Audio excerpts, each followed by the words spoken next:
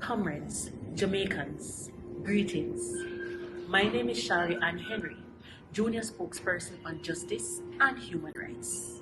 As we approach this festive season, I stand before you with a hopeful message. This Christmas, I call upon the government to embrace the principles of justice and human rights in Jamaica as envisioned by the People's National Party. Let us prioritize the empowerment of our citizens, ensuring equal opportunities and fair treatment for all. May the spirit of compassion guide our policies, fostering a nation where justice is not a privilege but a right for every Jamaican. Beyond the holidays, let our commitment to human rights be the foundation upon which we build a stronger Jamaica for generations and generations to come. The word is love.